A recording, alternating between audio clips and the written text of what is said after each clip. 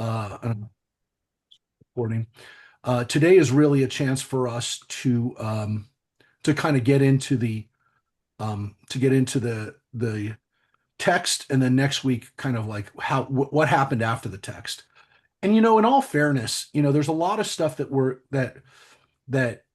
when we talk about this is a topic too that I think a lot of people have feelings about. That there are certain things that maybe again we'll get to next week where we kind of I want people, at least by the time we're done, to have reflected on what do we what do we know about Christianity? What should we know about Christianity?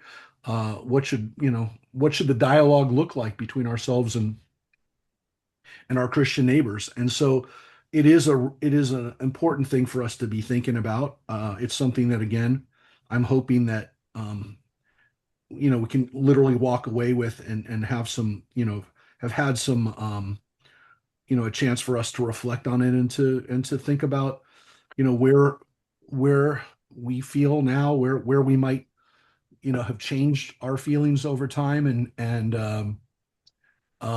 yeah, kind of where do we go from here in our discussion. So today is a little bit more historic. Let me let everybody else in, and we're bringing everybody else. It's wonderful.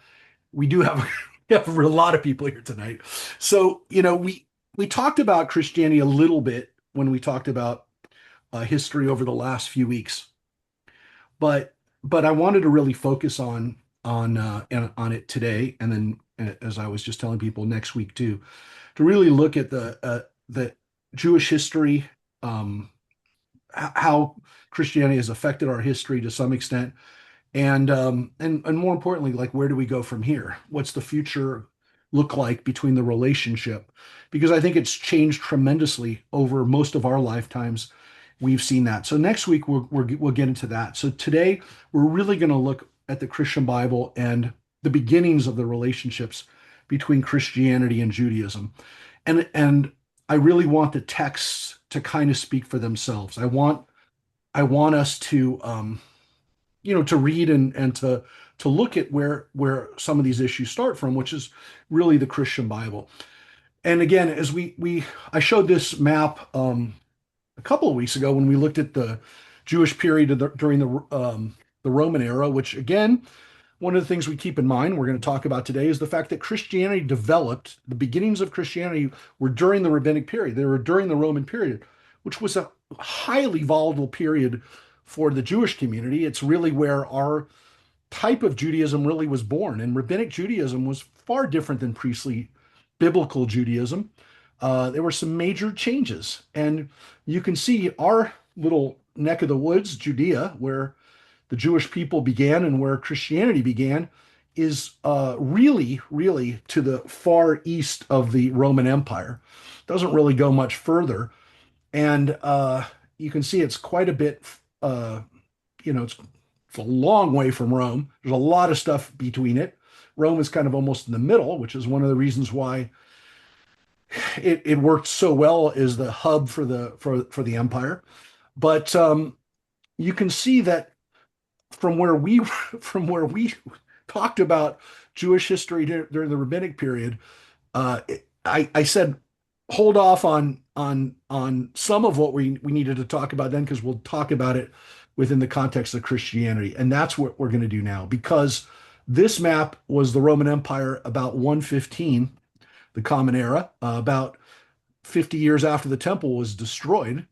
But it's at this point in time, Christianity and Judaism are pretty much just concentrated here, though throughout the Roman Empire, there are Jewish communities that are going to be visited and will be places where Christianity will take its first route along the Mediterranean, and even again as far north as parts of France, and as far west as Spain, and all the way up here into Armenia, which is one of the oldest Christian communities, and down here into Egypt for the Coptic Christians, also one of the oldest Christian communities.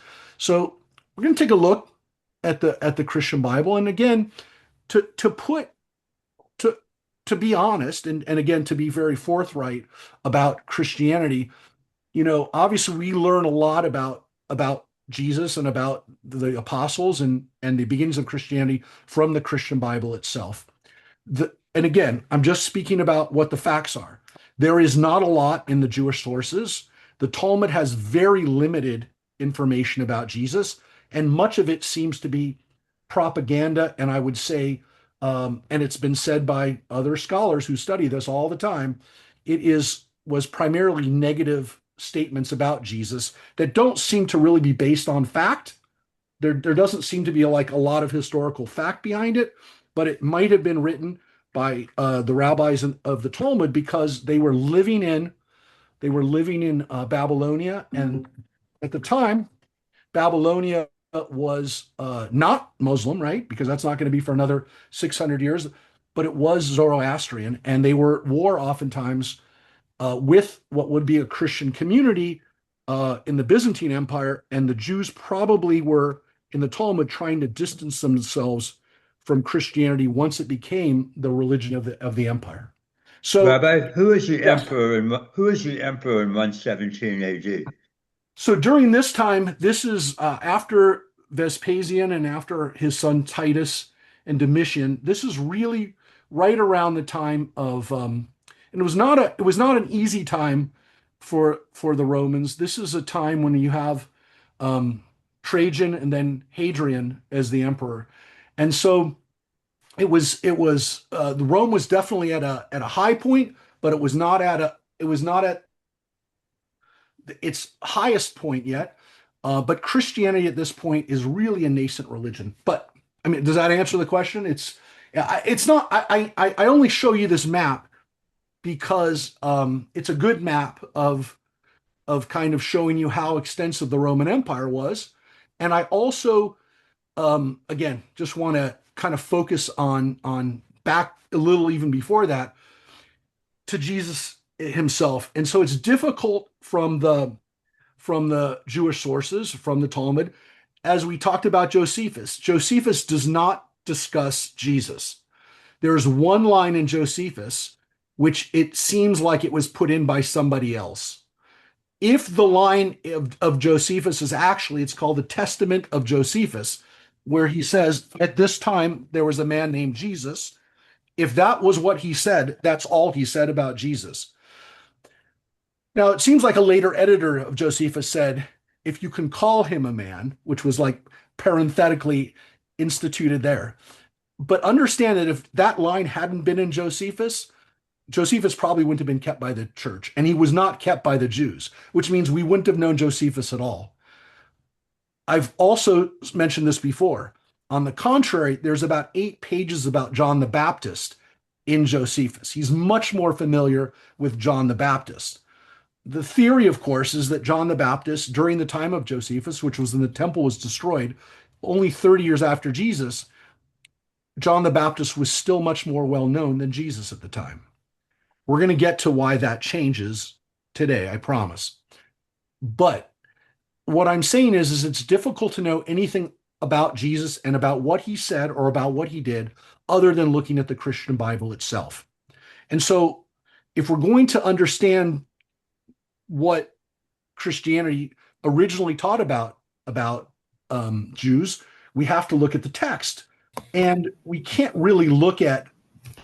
say, well, what does Josephus say? Because he doesn't say anything. Can't say what does the Talmud say because it's kind of propaganda, and we also, of course, can't go to the Roman sources because the Roman sources don't talk about Jesus. They don't. The Roman So do we sources have bring historical proof of Jesus besides the Gospels? no. Okay. No. So it is problematic for us to say certain things other than what the Christian Bible says. So if we look at the Christian Bible and if we look at what the Jewish sources, and again, I want to be very careful because I don't want to make blanket, and I really want the text to speak for itself. I don't want to make blanket statements off of it, but it is suspect that Josephus doesn't talk about Jesus. It's also, especially since he does talk about John.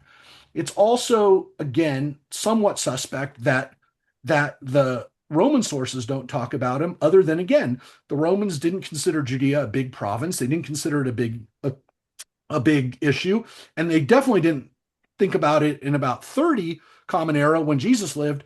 But 40 years later, when the temple was destroyed, about a generation later, they definitely thought about it more. But even around 70, when the Romans are writing about the war with Judea, they don't talk about Christians.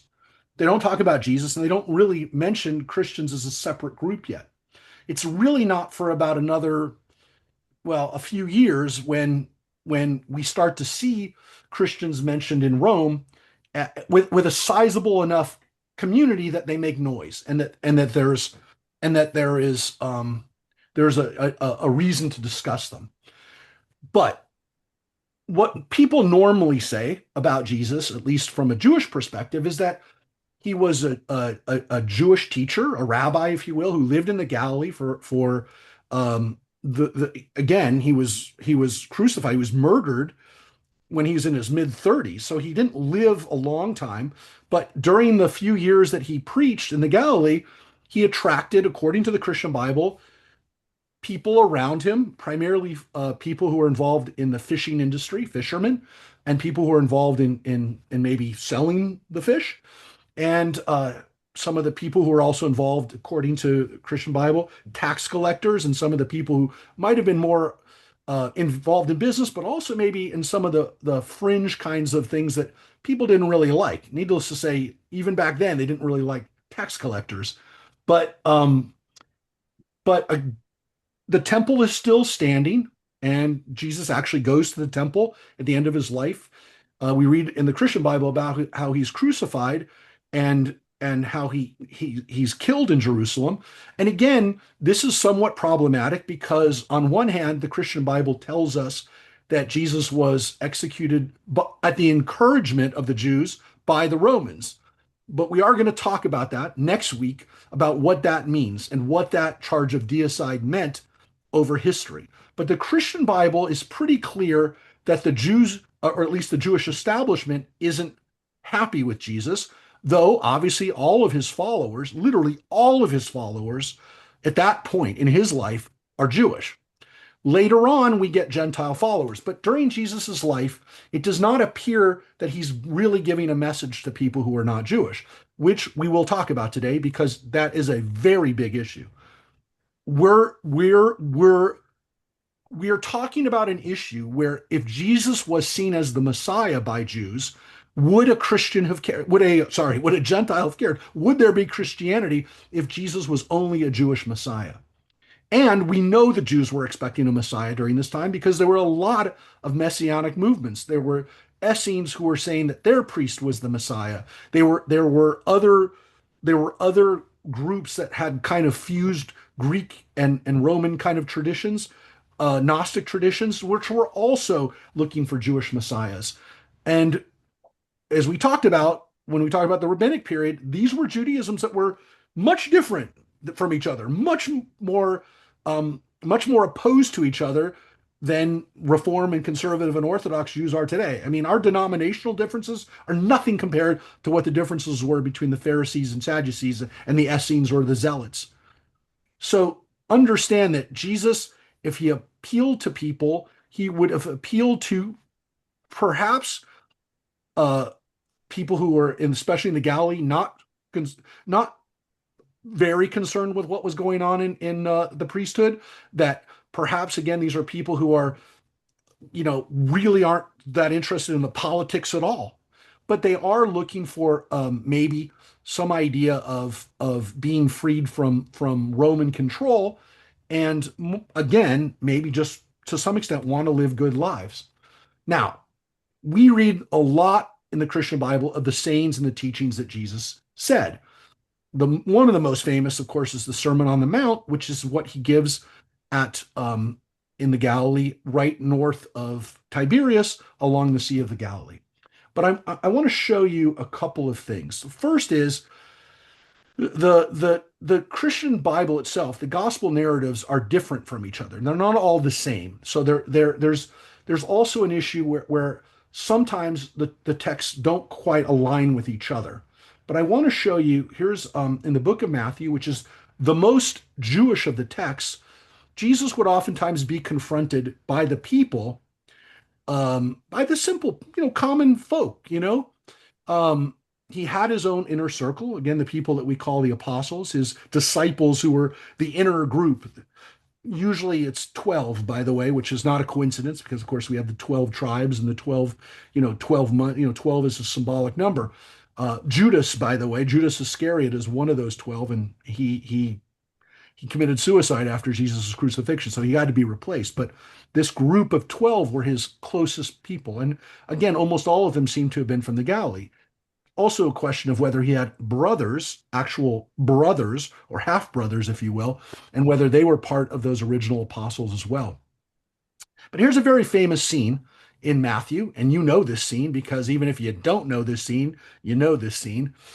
Jesus is asked by one of the people that comes to him with questions. Teacher, right? Rabbi, what is the greatest commandment? What's the highest mitzvah? And Jesus said, love the Lord your God with all your heart, with all your soul, and with all your mind. What, of course, he said? Ve'ahavta, right? He quotes Deuteronomy chapter 6. Ve'ahavta, right? You know that line. So you know that line. And of course, you know this next part even better because he says that is the first and greatest commandment. But the second is love your neighbor as yourself. Ve'ahavta l're'echa kamocha, right? Which is from Leviticus.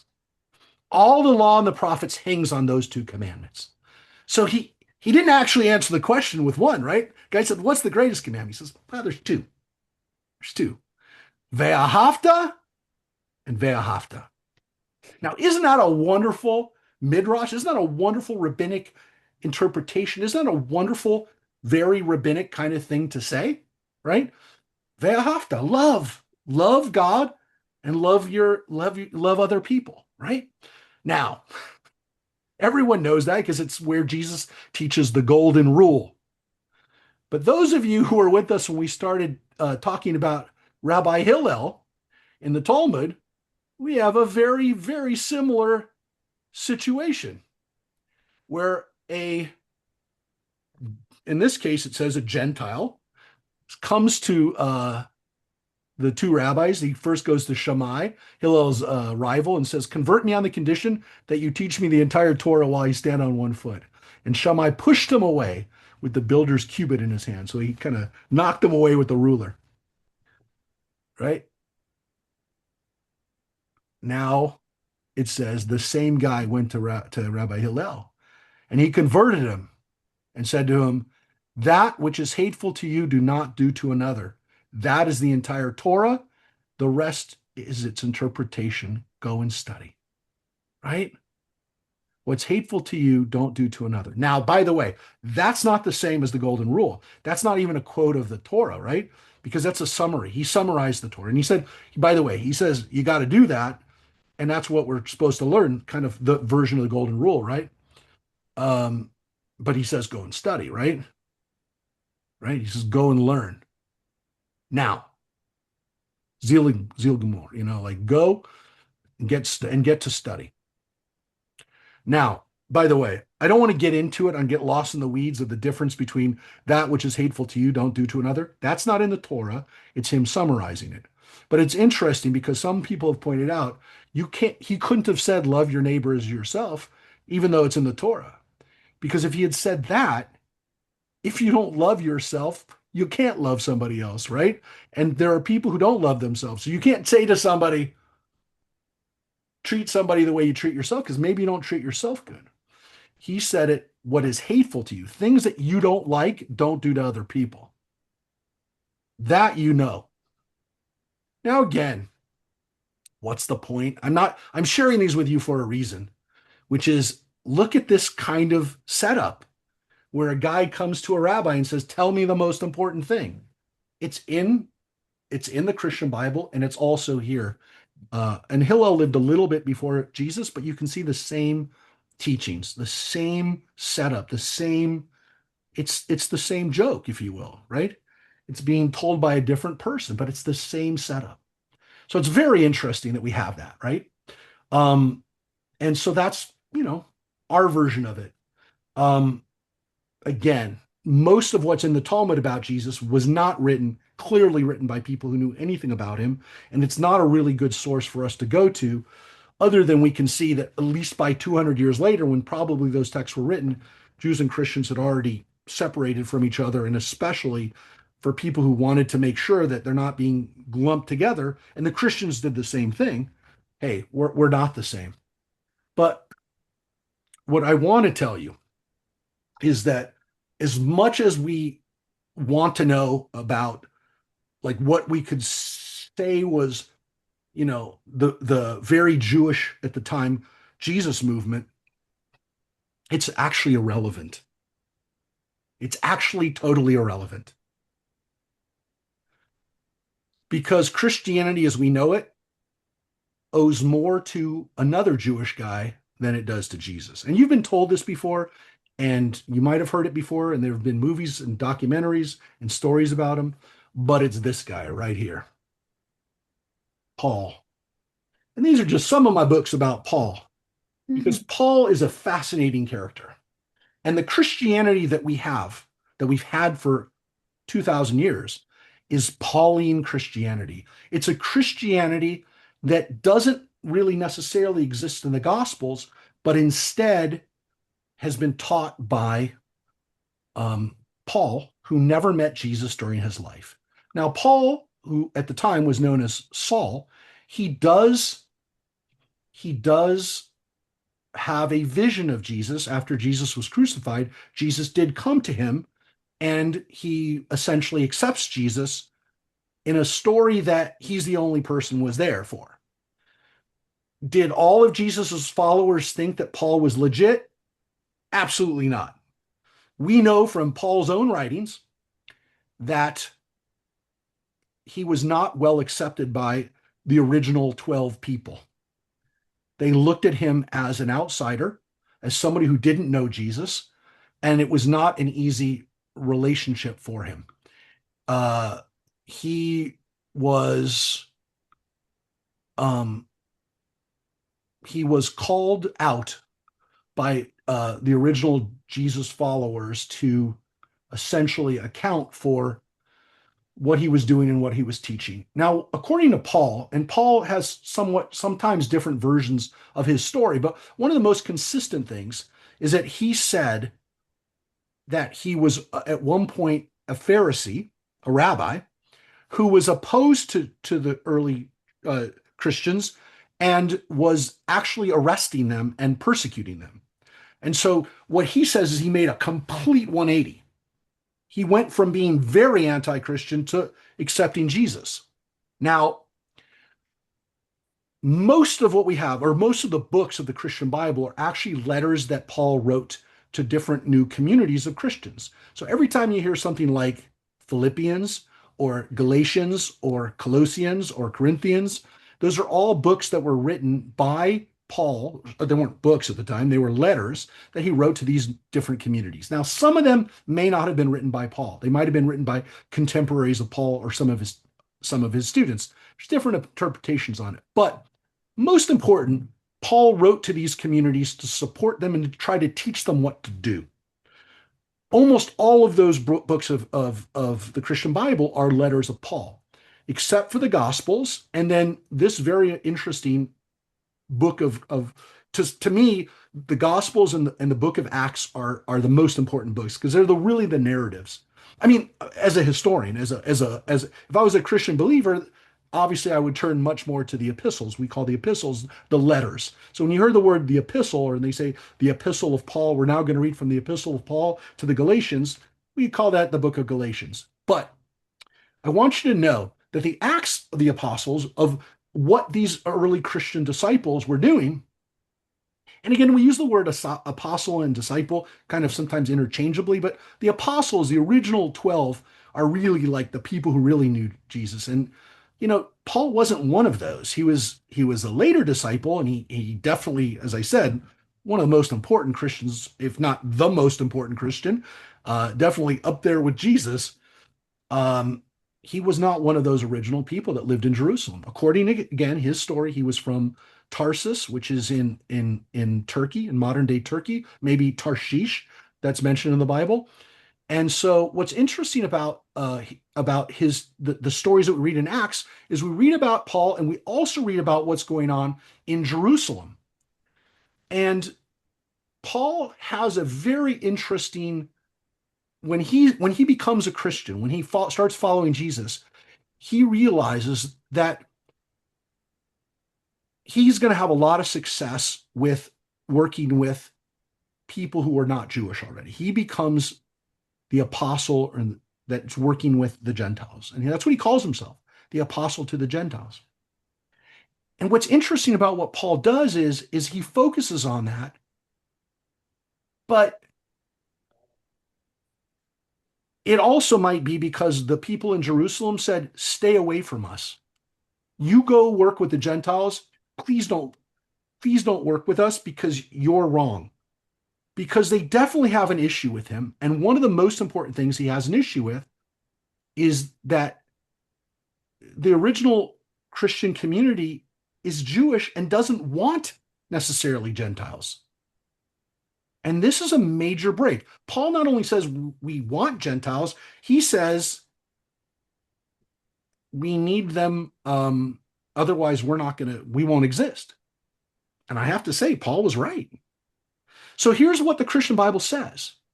Some of the believers who belong to the party of the Pharisees, these are Christians, they're believers in Jesus, who are Pharisees, meaning kind of rabbis, people who study the Bible as a living text, stood up and said, the Gentiles must be circumcised and required to keep the law of Moses, the Torah. They have to follow the Torah. Now, we know that this is because Paul has basically told them, we got to work with these people. So the apostles met to consider the question. After much discussion, Peter got up and addressed them and said, brothers, you know that some time ago God made a choice among you that the Gentiles might hear from my lips the message of the gospel and believe. God, who knows the heart, showed that he accepted them by giving the Holy Spirit to them, just as he did to us. He did not discriminate between us and them, for he purified their hearts by faith. Now then, why do you try and test God by putting on the necks of the Gentiles a yoke that neither we nor our ancestors have been able to bear? No, we believe it is through the grace of our Lord Jesus that we are saved, just as they are. Now, what's interesting about Peter, and Peter saves Paul's butt here to some extent, is he tells the rest of the people there, no, Paul's right. And think about it. We can't even keep the Torah. And he says to some extent, if you make it hard for Gentiles to do this, they're not going to do it. We can't do it. And one can make the argument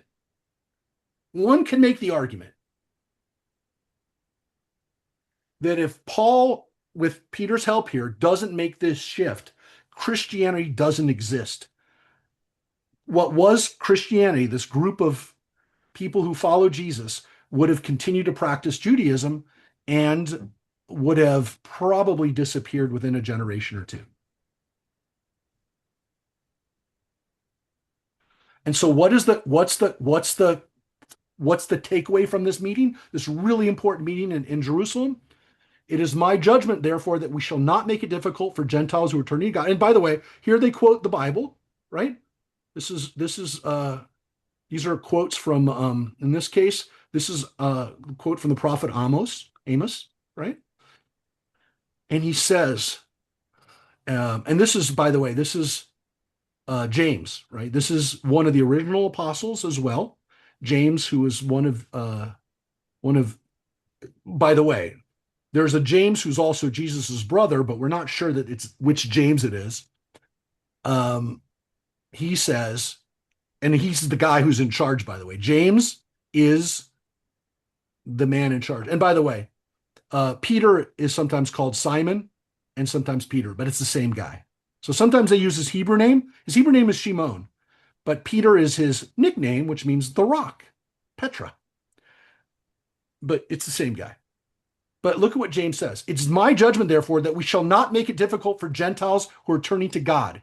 Instead, we should write to them, telling them to abstain from food polluted by idols, from sexual immorality, and from the meat of the strangled animals and from blood.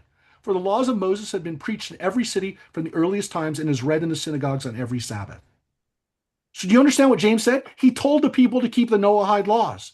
And for those who were with us yesterday morning when we talked about the laws of Noah, which according to the rabbis are 7 laws that everyone has to keep, they basically just now said, the Christians just said, Christians from now on don't have to keep, the new Christians, the Gentile Christians, don't have to keep the Torah. But up until that moment, that was not decided. Do you understand that? But they have to keep the 7 laws? 7? Yes, the seven Noahide laws, which, according to the rabbis, include basically the ethical commandments of the Ten Commandments: not to steal, not to kill, not to commit sexual immorality or adultery, and then, of course, the other ones being not to blaspheme against God and to establish courts of law. So what they're saying is you don't have to follow Torah, but you do have to follow these 7 laws. Yes. And that's it. And then you're in the club. Yep. Yeah, Now, makes it easy. yes, and some would argue, I'm not going to give you my opinion on this, but some would argue if this doesn't happen, there is no Christianity, and to some extent, that means that the whole world, the rest of the world that was learning about, and by the way, what James just said is that the Torah is being preached in every city, which means that Judaism had already spread around the world. And we know that. And the Christians just told us it did too. And they really succeeded on the backs of this, especially Paul, because Paul went to those people that were familiar with Judaism, but had not yet made the jump, who didn't want to circumcise, who didn't want to eat kosher. Here's a very famous scene from Peter that happens just before that. And I wanted to show you what Paul said and then how Peter came to his rescue. And I'm going to show you why Peter did that. Because just a few chapters earlier, we read about this Roman officer named Cornelius who is already interested in Judaism. How do we know that? It says he's a God-fearing man. What's he God-fearer? These are the original people, many of them who convert to Christianity, who are not Jewish in full totality. They haven't gone through the conversion. They haven't gone through circumcision and a mikvah, but they're already worshiping Adonai. They're calling out God's name. They're praying by God. And these were the original people who made that conversion, who made that jump. Paul went to those groups and said, guess what? You don't have to do that anymore. I'm going to show you. But right here, the Christian Bible says this is a guy, for example, who's a God-fearing man. We know about these God-fearers because we found inscriptions in synagogues all around the Mediterranean where it says so-and-so, Theophilus, who is a God-fearer, dedicated this, which means that they were giving money to the synagogues. They were going to synagogue in their communities, in their local communities, in Asia Minor, in Greece, in Rome. They were going to synagogue, had not made the final decision. And again, if you're a 30-year-old guy, if you're a Roman officer, whatever, already says he has a family, that dude wants to go through a circumcision? Of course not. And now we're going to have Peter, right? Peter's about to tell him something. Says, first of all, Cornelius is told by an angel, go find Peter. Okay, go find Simon Peter. See? So Peter will go see him, but don't worry about Peter right now, because not really about Cornelius, because this is Peter's story. The next day, as Cornelius' messengers were nearing the town, Simon Peter, went up on the flat roof to pray. It was about noon and he was hungry, but while a meal was being prepared, he fell into a trance. He saw the sky open and something like a large sheet was let down by its 4 corners. In the sheet were all sorts of animals, reptiles and birds. Then a voice said to him, get up, Peter, kill and eat them. No, Lord, Peter declared. I've never eaten anything that our Jewish laws have declared impure and clean. But the voice spoke again. Do not call something unclean if God has made it clean. That same vision, right, repeated 3 times. And then the sheet was suddenly pulled up to heaven. And Peter was perplexed. What could that vision mean? And just then Cornelius came to the house and he asked for him. So, what of course happens here is Peter starts teaching him. Peter told him when he comes in, you know, it is against our laws for a Jewish man to enter a Gentile home like this or to associate with you. But God has shown me that I should no longer think of anyone as impure or clean. So I came without objection as soon as I was sent for. Now tell me why you sent for me.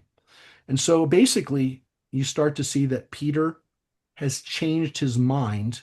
And Peter was one of those original apostles, one of those original guys around Jesus. He has changed his mind. He is now ready to be with Gentiles. He's now ready for that to happen. And we Think know, that's because he thinks he wouldn't sell? we don't know. I mean, he had a vision, but Peter was critical to making this happen. Peter was critical, and that's why in Rome today, and we'll get to it when we talk about it next week, in the very holiest part of the church we call St. Peter's in Rome, we have well, we don't, but they have the skull of Peter and the skull of Paul right next to each other. Because without those two guys, there's no Christianity in reality, right? So understand that now that one of the original apostles has come over onto Paul's side, that you now have this idea that they're open, that they're open to this, right? That there's now going to be a different there's going to be a different attitude. And I will tell you that this was the secret, if you will, to how Christianity ended up becoming the religion of the Roman Empire. So Rabbi, Paul, yeah. hold on one sec. I got to mute. Okay. I got to do some logistics. Okay.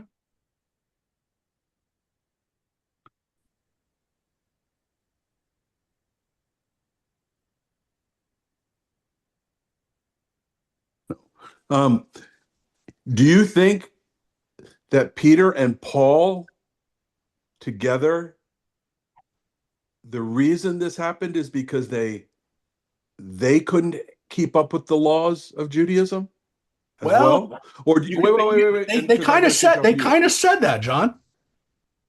They kind of said we So can't. they couldn't keep up with the laws of Judaism. So they said, all right, well, Yeah, but we got to do something else. I understand, but can we? I mean, essentially what they're saying is that maybe Judaism, maybe the law should not be the focus. Now, you can be in the kind of the mindset that they couldn't do it, or you could be under the mindset that they also knew. And there was arguments about this, by the way, because I'm going to show you the text, and we're not done with the text. So don't make up your mind yet. Let's read a little bit more. One other question. yeah, Is there a reason why Saul became Paul? Why he changed his name? Yeah. Mm-hmm. Yeah, he took on a more Gentile name. Absolutely. Okay, so he purposely did it for that Oh, reason. yeah. He changed his name. Okay. He changed his name. Yeah, absolutely. And Paul, in his letters, especially these letters, and I'm going to show you one of these letters. This is the letters to the Galatians, who are early Christians that are living in what's today Turkey in Asia Minor. And, his take on what they have to do. I'm going to show you two texts. The first one kind of explains. So that's why I say, John, it's not that I want to answer. I want the text to answer the questions for you. I don't want to give you my feeling on it. Maybe we'll read the text. So here's what Galatians, this is what Paul says here. The law was our guardian until Christ came that we might be justified by faith. Now that this faith has come, we're no longer under a guardian. So in Christ Jesus, you are children of God through faith. For all of you who are baptized into Christ have closed yourself into Christ. There is neither Jew nor Gentile, slave nor free, nor is there male or female, for you are all one in Christ Jesus. If you belong to Christ, then you're Abraham's seed and heirs according to the promise. Now, this is one of the reasons why Christians say, if we believe in Jesus, we're part of Abraham, we're Abrahamic. It's because of this. we know that not every Christian believed that, especially the ones who were only interested in Jesus as a Jew, who only wanted their faith to be for other Jews. They don't want to hear this. But it gets more serious than that because Paul doesn't stop there. That's chapter 3. I'm going to show you a line from chapter 5. It is for freedom that Christ has set us free. Stand firm then. Do not let yourselves be burdened again by a yoke of slavery. Mark my words. I, Paul, tell you that if you let yourselves be circumcised, Christ will be of no value to you at all. Again, I declare that every man who lets himself be circumcised, that he is obligated to obey the whole law. You who are trying to be justified by the law have been alienated from Christ. You have fallen away from grace. For in Christ Jesus, there's neither circumcision nor uncircumcision. It's any value. The only thing that counts is faith expressing itself through love. So wasn't Jesus circumcised? Of course he was. And now he's telling people, and he's obviously telling this because they're being told something else by other people, which is that you're supposed to be circumcised. But he's telling them, stop doing that. And here he tells them, you don't get circumcised. Because his version of Christianity is remarkably different now from the way it was at another point. Now, I will tell you, there is a theory that, again, some of Paul's letters are not written by Paul. They're influenced by him. They're written by some of his followers. That some of the texts that go further, are not really necessarily Paul's view, but we don't know that. I mean, when he says, I, Paul, tell you that, again, maybe he didn't write it, but somebody just said he said it. So when he tells people... Can't we tell by the way it's written? Just like in the Torah? It's difficult. Well, some people do look at that, and they do say, this is... that they do say that this is written by it sounds a little different. The language is a little different. Now, interesting thing about Paul's letters. Paul's letters were written during his lifetime, and we actually believe that they're written early, because some of what he talks about, I'll show you in a second. He's talking as if the temple is still there. Now, remember, the Gospels aren't written for about another 20 years. They're written about Jesus by people who may never have even seen Jesus, but they're following and they're using stories that were written about by people who did know him. There's no question that Gospels were probably written by people who knew him or knew some of the stories firsthand, whatever. But they're written after. So these letters are earlier. They're the earliest part of the Christian Bible, are these letters. So again, these were written by somebody who hasn't seen the temple yet. It hasn't been destroyed. So let's we're going to go a little. A sidebar here. Aren't some of the Coptic books some of the oldest books, or am I wrong? What do you mean?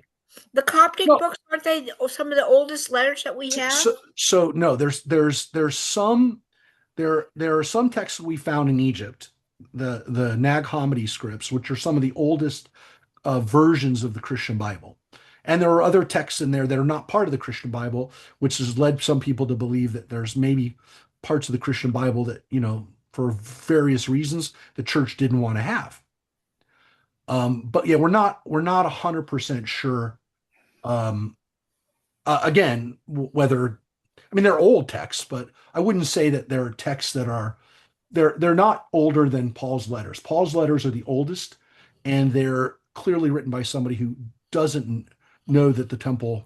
And we know that because of the script they're written on, or? And it's also the way Paul writes it. Paul talks about the temple.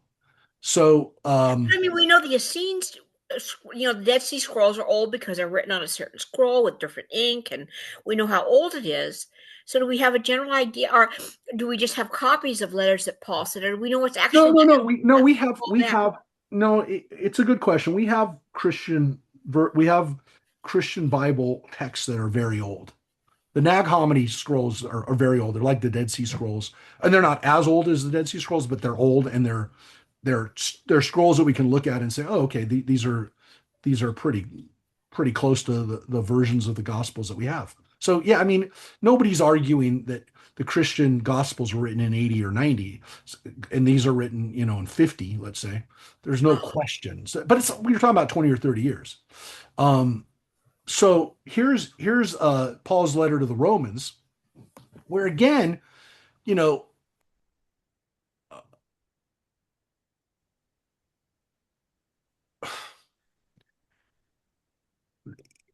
this is a letter to the early church in Rome when it's literally the war hasn't even happened yet necessarily between Judea and the Rome. The revolt hasn't happened.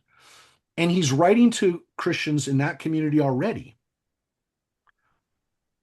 And this is where what Paul writes crosses the line from, hey, you don't have to keep the law anymore, to almost self-hating Jewish stuff.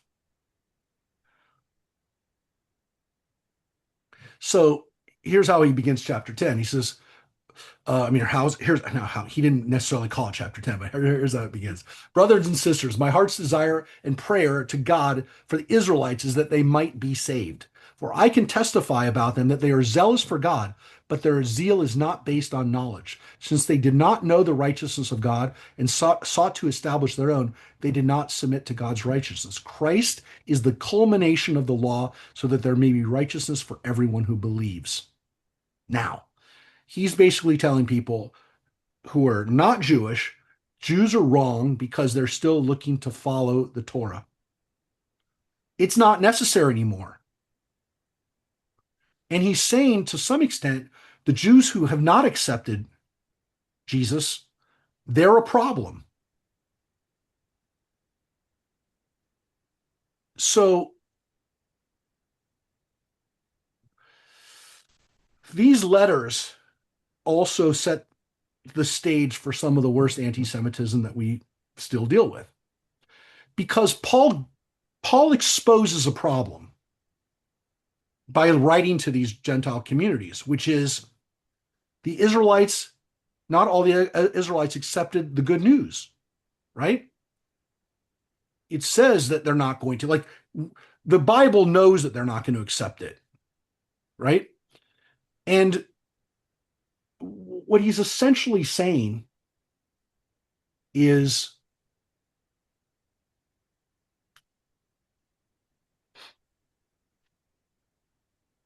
just as they didn't listen to the prophets before, they're not listening to us and they're not listening to Jesus.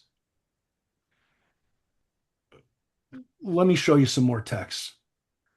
And again, my goal here is for the text to speak for itself, right? I don't want to tell you this is what I think. I want you to see it yourself, and for you to I'm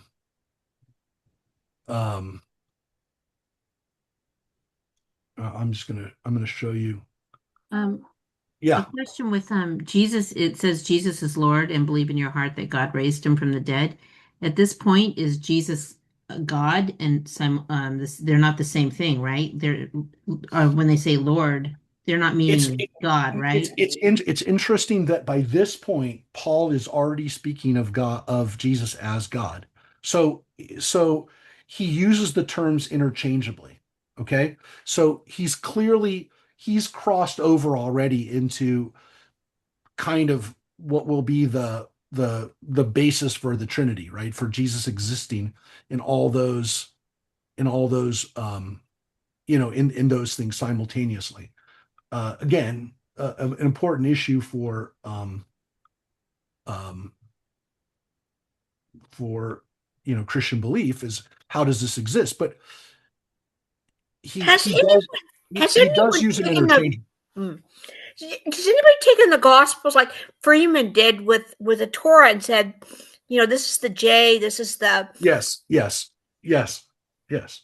There's a it's very interesting actually too. good love It's that's been it's it, added it's a later. it's Yeah. a no no it's a very it was called the Jesus Project, and it was actually done by legitimately, like, very very well respected Christian scholars, and what they tried to do is try to figure out what of the Gospels were actually the real sayings of Jesus, what were actually the texts. So they didn't really approach it from like which author wrote what, but they did. I mean, they did use that knowledge because there's a whole bunch of theories about how these different gospels came into existence. But what they were really looking for, their objective was to find out what were the real sayings of Jesus. And that was their, not so much the authors, but what did Jesus actually say? But let's take a look at, this is from Paul's letter to the Colossians. Again, one of these communities that were Gentile and were still trying to figure out what to do. And so here he says, again, maybe I just want you to see this. It's not like a one-time thing. This is a big issue for Paul. We'll look at two more. We'll look at two more sites after this.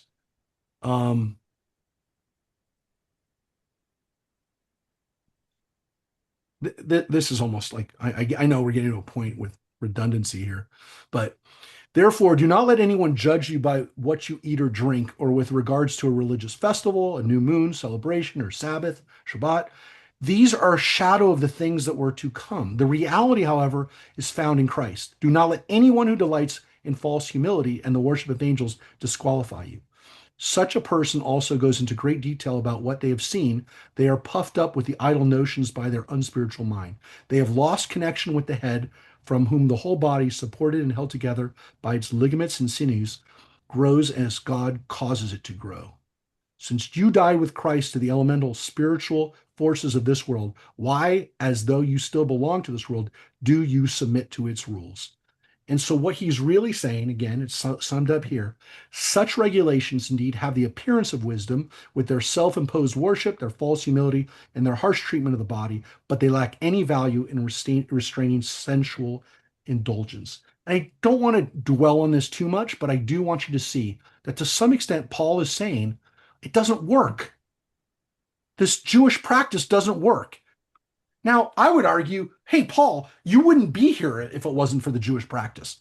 But he understands that this message is freaking out it's freaking out these people, because some of the Christians are telling them you have to follow all these rules. And then he's there to tell people, no, Gentiles, trust me. But this isn't too different from what the prophets, right? The same thing Amos said, that you don't have to, that all these, that no sacrifices and things that you do mean nothing. That you no. What they're saying is, you think exactly. There is a tendency for the prophets to say, why are you worried about sacrifices when you're treating people poorly, right? Right. It's not about the sacrifice. But he's actually saying it's not about any of it. You don't have to keep any of the law. Okay. And so I think this line might you'll see it here. I mean, if we did nothing else other than look at this one, but I want you to see how Paul makes this a problem for us. And he says, I am talking to you, Gentiles, inasmuch as I am the apostle to the Gentiles. I take pride in my ministry in the hope that I may somehow arouse my own people to envy and save some of them. For if their rejection brought reconciliation to the world, what will their acceptance be but life from the dead? If the part of the dough offered as first fruits is holy, then the whole batch is holy. If the root is holy, so are the branches. If some of the branches have broken off, and you, right, though a wild olive shoot, have been grafted, right, now you are part of the tree. You've been grafted. Branches were broken off, but you are grafted. So understand that Paul just said that you guys are like the original tree, a part of the original tree now.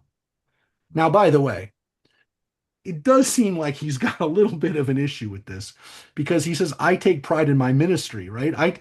They call me the apostle to the Gentiles, and I'm fine with that. I like that. But when somebody says something like that, you know they have an issue with it. You know that he's now turned this, if you will, job that nobody wanted and to some extent they don't really care about into a sign of a badge of honor. But he also flat out says that I want to make the Jews jealous. He said that, but now he's really going to say it. Well, he just sounds like someone who's bitter about being rejected by the Jewish people A and is little going to bit, somebody who's Rabbi, going to hold listen. a little bit, but I want you to understand what he says right now, right? I do not want you to be ignorant of this mystery, brothers and sisters, so that you may Rabbi, not. hold on one second. Yeah, Where did he say that? he said it right here. He said it right here. In the hope that I may somehow arouse my own people to envy and save them. So he's saying, if you guys, if you Gentiles convert, I'm going to get some of my own people. That's what he just said. But I'm going to show you, it's even better.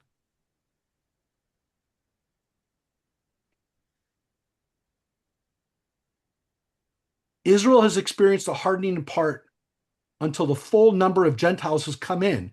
And this way, all Israel will be saved, as it is written. Again, look at this. It's from Isaiah, right? The deliverer will come from Zion, and he will turn godlessness away from Jacob. And this is my covenant with them when I take away their sins, right? As far as the gospel is concerned, they are enemies for your sake. But as far as election is concerned, they are loved on account of the patriarchs. For God's gift and his call are irrevocable. So that's the good news. The good news is that we're still okay. I'm showing you this, folks, because this is exactly what's going on in our world right now. When you hear Christians talking about the Jews, it comes down to this discussion. The fact that Jews are at least irrevocable as a people. But understand what he is saying is that if I can convert you, the Jews will eventually come along. Because it's a problem that Christians, especially these Gentile Christians, are dealing with. Why are you talking to us about it when your own people haven't become? Maybe we're supposed to be Jewish. You're telling us we don't have to be Jewish, but yet you're Jewish. You're okay. And he says, yeah, we're okay. And now you're going to be okay. And if you convert, they're going to be okay. But where did it go to the point where it is now, where like the evangelicals are saying at the end times you either convert or we kill you? Well, that's not exactly what they're supposed to say. But let's go a little bit further. You're getting to that point. This is the letter that he wrote to the Thessalonians, right? Salonika, right? That city that ended up having a very large Jewish community until the Nazis killed them. So if you go to Salonika, you can still see the remnants of the Jewish community, which at one point before World War II was about 30-40% of the city. Look what he says here to that community. He says right here,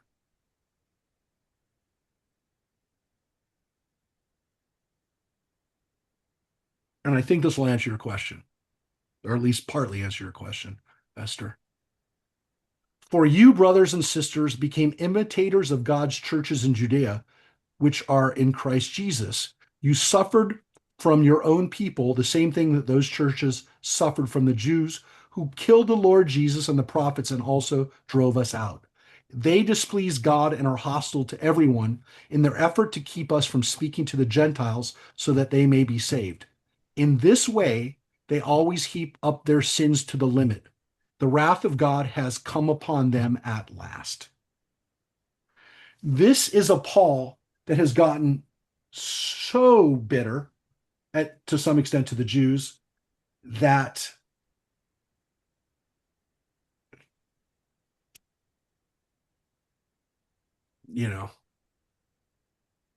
they're heaping more sins onto what they've already done, which includes killing Jesus. Now, it didn't say the Romans killed him. He just said they killed Jesus. And they're treating us badly.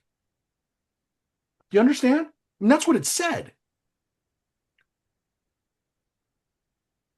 So at one point, he's still talking to people and saying, hey, look, maybe if you become if you become Christian, you don't have to do the Jewish stuff anymore. But this is another level. This is a level of, they're making it worse for themselves. That's why I thought that.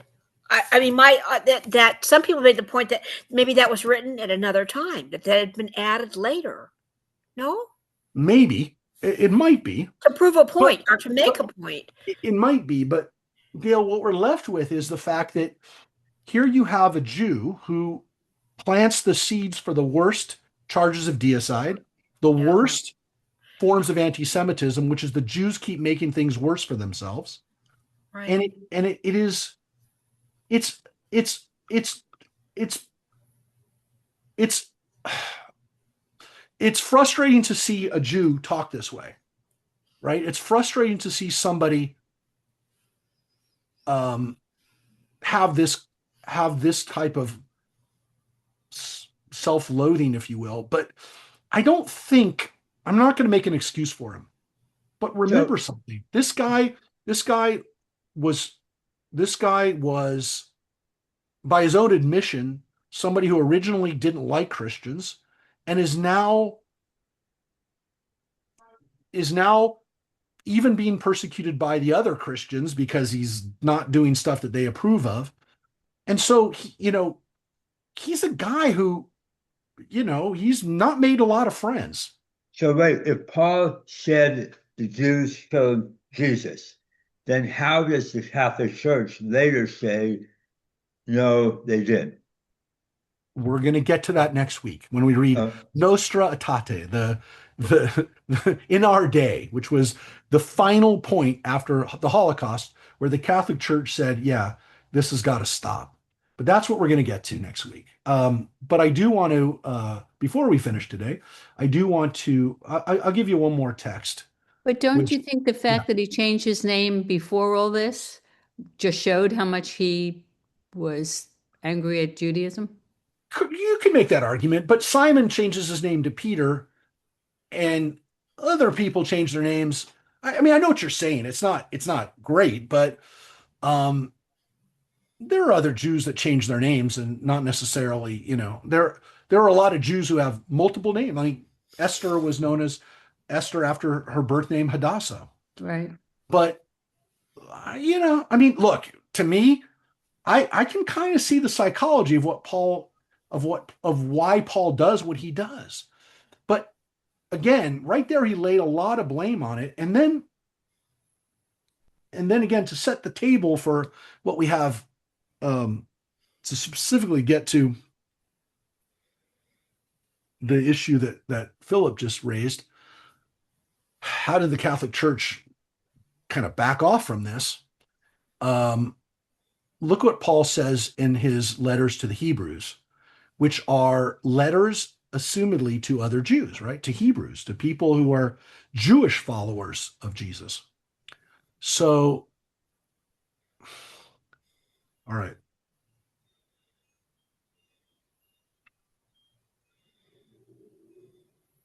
Let me just say, back to Gail's point, how do we know when this was written?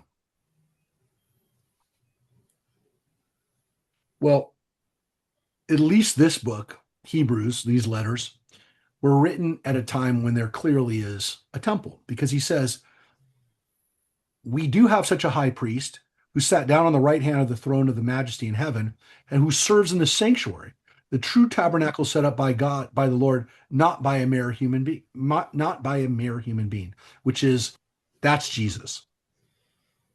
That's Jesus.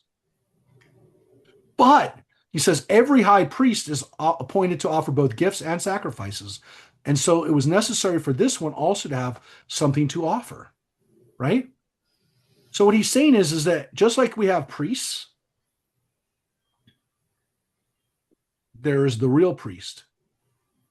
And then he quotes this section right here, which is from Jeremiah. You can see it's a very long quote from Jeremiah, right? And Jeremiah wrote just before the destruction of the first temple. And so what he's talking about here in Jeremiah and how he interprets Jeremiah is that Jeremiah says, I will make a new covenant with the people of Israel and with the people of Judah. It will not be like the covenant I made with their ancestors when I took them out of the land of Egypt.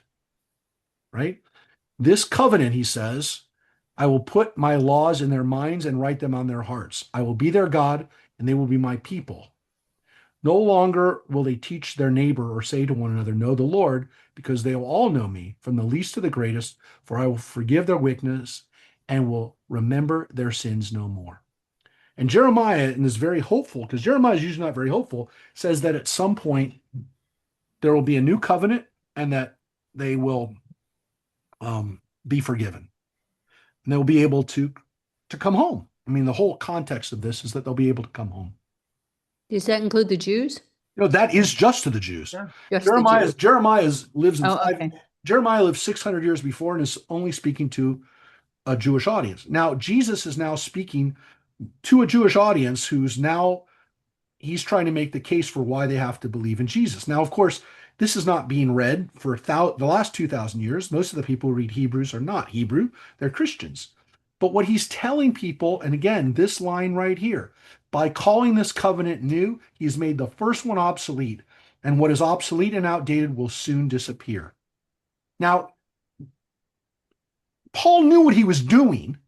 He's teaching a rabbinic lesson. He's doing what the rabbis do. He's quoting the Bible. But first of all, nowhere does it say here that the new covenant is going to be the belief in a Messiah or a person or a second part of God, but that there'll be a new covenant. He told the people that the new covenant is Jesus. And when that covenant happens, the old covenant is no longer needed, which is that you don't have to be a follower of Judaism anymore. Now, regardless of whether this message was originally for Christians or Jews, this leads to a very important idea that Christianity took hold of. And it's called supersessionism, which is a fancy way of saying that there is no longer this old covenant. When Paul talks about it here, he's telling people that covenant that the Jews had no longer applies. Now, again, these are the words of Jeremiah from 600 years before. But the rabbis interpret texts from 600 years or 800 years before. So he's not doing anything else that the other rabbis weren't doing. He's just now said, though, that the rest of the Torah is no longer applicable. He's just let out a midrash, which basically says that we don't have to follow the Torah anymore. And this is a very important belief in Christianity. So when people say, why do Christians know, why don't they follow the Bible? It's because of this very important idea that Paul lays out, which is that was the old covenant and now there's a new covenant. And that's how we get this split. We get this split because Paul is saying this. It's clear from Paul's own words that people in Jerusalem don't like that he's doing this. But I would argue if he doesn't do it, New Testament, Old Testament, right? Correct. Yeah. And so to some extent, it's deeper than that, though, because it's not about the text. It's about the covenant. It's about this agreement that we have with God. And just like we talked about the covenant of the rainbow yesterday on Tuesday, when God makes a covenant, it's forever. Unless, as Jeremiah is saying, there's a new covenant. The old covenant we broke. The temple was destroyed. The first temple was destroyed. And now we're under a second covenant. Now, one would have thought that once the temple was destroyed, that people would have said, oh, well, there must be a new covenant because the second temple was destroyed. But Jeremiah wrote this about the first temple. And one could make the argument that, no, we're not going to change because we didn't change last time. And I do believe that the rabbis built on that. We know they built on it because they told their people when just a few years later the second temple was destroyed, they told the people, we survived that temple being destroyed. We're going to survive this temple being destroyed. And the covenant is the covenant. And God's never broken a covenant. And Jeremiah is here speaking figuratively. He's not saying that there's no longer, we have a new covenant, that we don't follow the old covenant, but in the next relationship we have with God, we'll know the laws, we'll have the laws, and and it's going to be much easier for us to follow because we'll have Rabbi, it inside. Yeah. when you say he's speaking to both the Jews and the Gentiles he's speaking to are those living in the Roman Empire. And basically, aren't most of them pagans believing in the Roman gods, Yes. which Yes. the Romans took the Greek gods, they incorporate them, they make them Roman gods. So why would these people decide, oh yeah, I'm going to abandon Zeus or Jupiter, and I'll go with Jesus now? Yes. I'm only telling you about this one in particular because last this last thing I showed you, it's not the last thing that Paul wrote, but this thing that he wrote was specifically to Jews, specifically to a more Hebrew audience. But of course, what I'm saying is that for 2,000 years, most of the people who are reading this didn't really understand it because they weren't Jewish. But if this letter is written to the Hebrews, as it says it is, his message to Jews is, you don't have to worry about the old covenant anymore because Jesus has now provided you a new covenant. Right. For Gentiles, he's basically saying, don't let Jews walk around telling you that you have to follow a covenant because that covenant is gone. There's now a new covenant.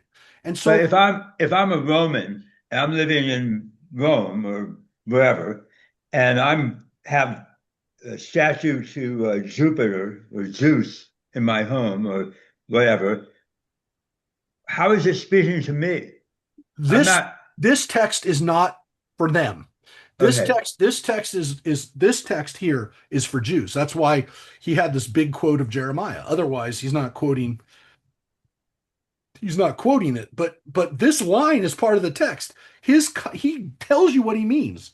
Yeah, but what I'm saying is, if I'm that Roman citizen Yeah, or yeah, subject, I that's a don't good, care. I don't care about the yeah. Jews. They don't This mean anything to me. yeah, So why do I care about any of this? because when why we have Paul's letters is because he's writing to Jews and to Gentiles, mainly to Gentiles, but we have this letter. And one could argue, yeah, it's not the most famous of the epistles, but people, Corinthians is probably the most famous, the letter to the church in Corinth, but that's less concerned with Judaism. When he's writing to some audiences, he's really concerned with the Judaizing practices that some of the Christians or many of the Christians, or at least the original Christians, were teaching, which is that you have to follow the Torah. Now Uh, he's telling them you don't have to follow the Torah, and he's even now saying to the Jews you don't have to follow the Torah anymore. Now, again, I think it's a huge stretch to say that Jeremiah is saying you don't have to follow the Torah anymore, but he knows that this message,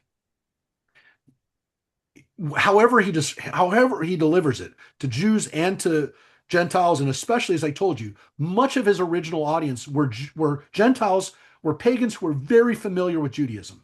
They were familiar with it enough. They went to synagogue, and the message that he's giving them is very attractive because he's telling them you do not have to make those final commitments. That was definitely his sweet spot. Did he find pagans who, like you said, were worshiping Zeus the day before? Absolutely. But a lot of them were like Cornelius, who were already God-fearing. They were already kind of tuned in. And they heard the message. And then they heard this message that I don't have to keep kosher. I'm in.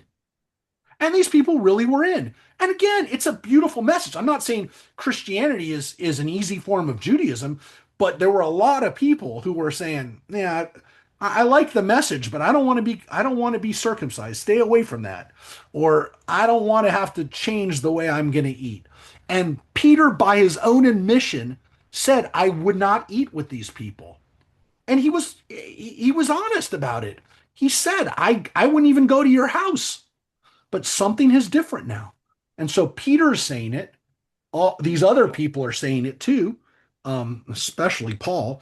But again, as more and more Christians are saying it, it becomes the voice. And so the temple is destroyed in 70. Right after this text is written, the temple is destroyed. Most of the Jews who are following Jesus in Jerusalem, most of them are murdered. You understand? They're wiped out. If Jesus has family, they're dead by the end of the war. We don't have any. I know you read the Da Vinci Code. We don't know of any people that are related to Jesus after the destruction of the temple. Why were they gone? Because most of Jerusalem was murdered. Most of Jerusalem was exiled. Most of Jerusalem was burnt to the ground, and they didn't survive. So when it says they were in Jerusalem, when Paul goes there, they're not there after 70. So they're largely now gone, which means that the people that Paul is to some extent fighting against are gone. They're gone. Some of them fought with their Jewish brothers and sisters. Some of them probably didn't fight, and they died. They were martyred, just like there were Jews who were martyred. But Paul's rivals, the people that knew Jesus, the people that were part of that original Jerusalem community, are gone. And so, as there's no longer really any opposition to the kinds of Christians that he's making. These communities become bigger and bigger, and of course, both Christians and Jews are viewed as suspect by the Romans.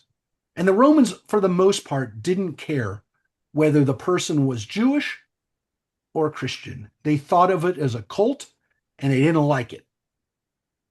And the Jews tried to tell the Romans, hey, we're not Christian, so we're not talking about converting you, and we're not telling you don't have to worry about what Rome's doing or whatever. We're not like that anymore, and we're not trying to revolt against you anymore, which, by the way, wasn't quite true, because the Jews continued to have revolts. The Bar Kokhba revolt, 60 years after the temple was destroyed, killed even more Jews in the land of Israel. But by that time, there's not enough Christians left in Israel, and whatever Christians there are in Israel and outside of Israel say, that ain't my fight. And we know they did not take part in the Bar Kokhba revolt. If anything, that kind of alienated and made the communities further apart. Because when the Christians didn't fight with the Bar Kokhba band of people, the Jews said, you're not on our side anymore. You're no longer Jewish. And so whatever Jews there were that were still in the land of Israel, or whether they consider themselves even Jewish by that point, that's a real defining breaking point. And that's about 135. So that's only again, that's 60 years after Jesus, or after the temple was destroyed, about 100 years after Jesus was murdered. So it's not that far. It's not that far in the past, but it's enough in the past that the break has happened. And increasingly, Christianity is making a claim that their rules and that their community and that their theology is a new covenant that doesn't need the old covenant anymore. And then you ask yourself, so why do they keep the Jewish Bible? Well, interestingly, there were early Christian groups that said, we don't need the Jewish Bible anymore. We don't need it. But it was so necessary that most Christians argued you can't get rid of it, because if you don't have the Hebrew Bible, how do you know this text from Jeremiah? How do you know all the other quotes that Paul laid down from Isaiah? It doesn't make any sense without the other text. And so they had to keep the Hebrew Bible. And as long as they had the Hebrew Bible, people saw what was there. And so the Christian churches originally, for that first 200, almost 300 years, they will continue to make the case. The text is there. We know the Jewish people were God's chosen people, but now they've been replaced. And that issue will be what we talk about next week, and to some extent, what we live with every day. Because when we have Christians today who argue that Jews have been replaced, when they say Jews won't replace us, they're actually telling you that they've replaced Judaism. And this is an issue that still exists and is still very much alive in the dialogue. And we will talk about how the Catholic Church has tried to minimize it, how it's tried to do away with it. But as long as these letters of Paul are there, you're going to have a problem with, again, having to explain the context and having to tell people, well, Paul felt rejected by the Jewish community. He felt rejected even by the Jewish Christians. So unless you give it some context, people are going to walk away going, gosh, Paul really doesn't like the people that he came from. But And it would be problematic that we continue to exist, well, right? that is what we're going to talk about next week. The fact that theologically, Paul raises the issue and doesn't answer it in a way that's satisfactory, because if most Jews continue not to accept Christianity, it's a problem for, to some extent, theologically for Christianity, because if the Jews haven't accepted Jesus, then was he really the Messiah? So the problem here is it's inherent to the whole discussion, which is why Christianity is on one hand dependent on Judaism, but on another hand, because of the supersessionist theology, it's got a difficulty with there being any Jews. And so this is always going to be an issue. It's impossible for it not to be, because it's in the Bible. When Christians ask why can Jews not have an issue with Christians and not have an issue with Christian theology, talk about it more next week. Part of it goes to the fact that Christians aren't mentioned in our Bible. When we read about you know Christians are 1,000 years away from when we're reading Deuteronomy. Christianity, Jesus is 600, 700 years away. And so we don't have that issue where there's a text about Christians. We have a problem that we're in the Christian text, and some of the lines, as I just showed you today, are problematic. There's no way you can argue that when Paul says that we killed Jesus, the Catholic Church can recontextualize that. They can give an answer that's not so tough, but it still requires explanation. And so we don't have that problem. We don't have to explain or reinterpret what our Bible says about Christians. To some extent, Christians have to do that. They have to work at teaching people not to hate Jews, because some of the text would encourage it. And that's a fact. That's a fact. And it's also going to be a fact when we talk about Islam in 2 weeks. So next week, we're going to finish our discussion about Christianity. And then the week after, we're going to talk about Islam.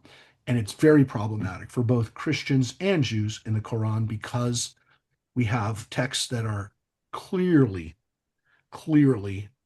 need a lot of explanation, because they are flat out telling Muslims that they have a war against us forever. And so that's a problem. And we'll get to that when we talk about Islam. But once you're in a text, once you're in a holy book, you got a problem. Look, if there was a person walking around telling us that they were from the people of Amalek, they were Amalekites, we'd have a problem, right? Because we'd have to kill them. We'd have to kill them. The Bible says you got to kill them. Now I'm sure we would recontextualize that. I'm sure, especially Reform rabbis would say those were the old Amalekites. We don't treat Amalekites like that anymore. But thankfully, we don't have them, because we'd have to recontextualize it. We'd have to explain, when it says to destroy every Amalekite, what does it really mean? And we also, by the way, have a problem that we got people running around Israel telling you that this person's Amalek today, and this person is an Amalekite. And once you start doing that, you've reinterpreted it, and you're creating issues where we've got problems with you. So yeah, it's a problem when you're in the text. When you're in the text as the people of Israel, right? And it talks about us. What does it mean? Rabbi. Next week. Yeah. Yeah. So these letters, right? Like we're reading Hebrews and Yeah. stuff. Someone decided to, let's just say Paul, like when he was writing his letter, maybe he was just pissed, right? Maybe he didn't give him whatever the deal was, right? Or that's just the way he felt. But somebody had to put these letters in the Bible. So there was an editor in chief. Yeah. Yeah. So don't you think they would have read that and said, hey, that's a bit harsh. Let's who's going to know if we really keep this line or delete Or this my line? point, John, is it's not harsh enough. That they came along later and said, let's make it worse. That's possible. So it could be. It could be that some of the lines were enhanced. Um, Look, by the time the Roman Empire accepts Christianity, which we'll talk about next week, it was first legalized and then it was made. It was a couple steps process, and it took hundreds of years. By the way, let's remember something. By the way, when we talk about, and we'll talk about it next week, this wasn't Christianity was not an overnight success, right? It was one of those successes that took 300 years. It's first legalized, allowed to exist, right? Because Judaism was a legal religion of the empire. When Saul, later Paul, is writing as a Jew, he calls himself a Pharisee, and he also calls himself, by the way, a citizen of Rome. That he's a citizen of the Roman Empire, which protects him, by the way. But when the Roman Empire becomes Christian, then we have some real situations where, again, does this become not just a teaching, a theological belief, but it becomes political policy. It becomes the law of the land. That must have been it, Yeah. it must have been at the end of the Roman Empire. The Roman Empire didn't last that long. So it was not long before the Roman Empire collapses. So remember, it splits in two, and first, and then the Western Empire falls not long after Constantine. So eventually, we'll look at it next week. But the Christians in the Roman Empire, at least in the eastern part of the Roman Empire, were killing each other pretty well too. yeah, well, that's not so much of what we're talking about, yes, but that is true. But we will talk about how we get to these next steps, which are, again, we talked about it when we talked about Jewish history over the last few weeks, but how do we get to the Crusades? How do we get to blood libels? How do we get to the Inquisition? How do we get from a place where clearly Judaism, gave rise to Christianity, and how does it become something where they're literally trying to destroy the original mother, if you will, or father? But we know that it happened, and I showed you from the text how it happens. And to some extent, as long as it's in the text, we gotta know that this is there. This is a holy text for people, and that's why I'm very careful that when I say this is a holy text for people, this isn't going to get changed, right? No one's going to edit this anymore and say, yeah, well, let's take this out.